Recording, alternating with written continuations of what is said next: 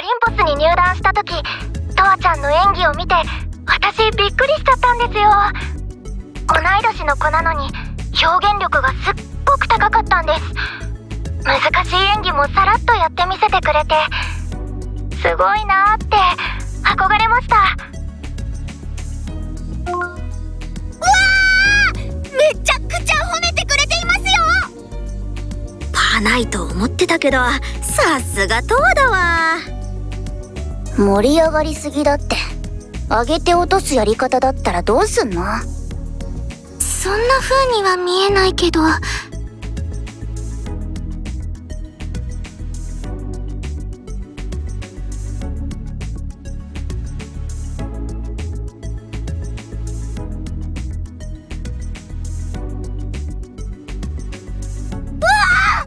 皆さんが強制士が発動しちゃっていますよ。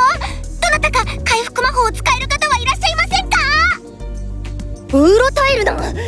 このアンリアルルーラーは闇の組織の一味に違いない。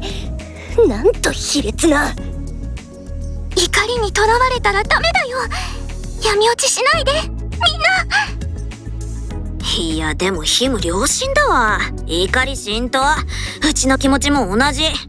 トワもさっきから黙っちゃってるし。大丈夫？うちらは味方だかんね。ああ、別にいいんじゃない？言いたい奴らには好きに言わせておけば。でも確かに電気の公演以外の出演は限られていますし、彼女のセンスを目にする機会が減ったことは残念に思います。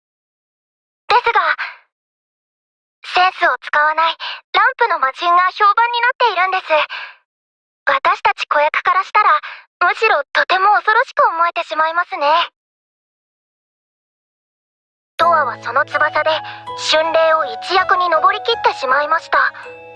ただ険しい頂にとどまることを良しとせず、別の巣へと飛び去ってしまった。演出家の先生がそう口にされていたのを覚えています。私はオリンポスの頂を目指し、地面を這うしかありませんでした。一歩一歩先人たちに手を引かれながら登るしかなかったんです。けれどこうして皆さんに評価していただき、番組で特集まで組んでいただけるようになりました。これでようやくトワちゃんのライバルになれるような演技ができている、そんな気がするんです。この子めちゃくちゃいい子じゃん。トワちゃんのことすごくよくわかってくれてますね。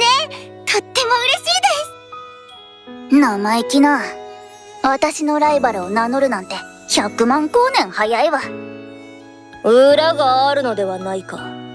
元巣に耳目を集めさせ、その隙に演劇会を。オリンポスの神聖は闇の組織の一員という可能性もあり得るぞ。ないと思いますけど。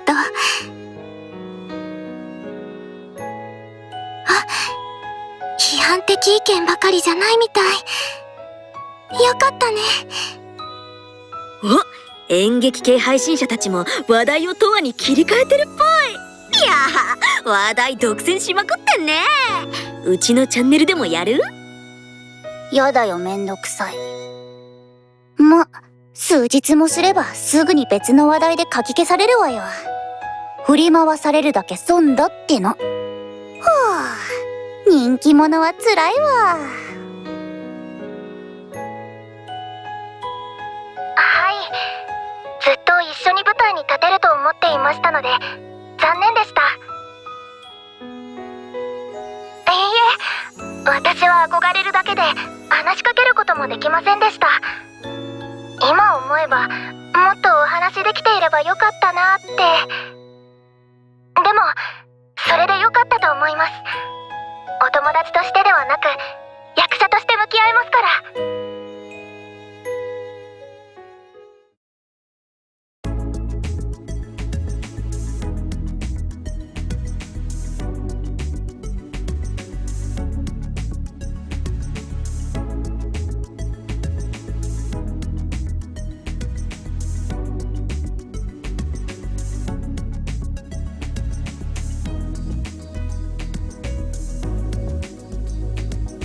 この流れはライジングドラゴンブレスか、それともハングドマンの聖一。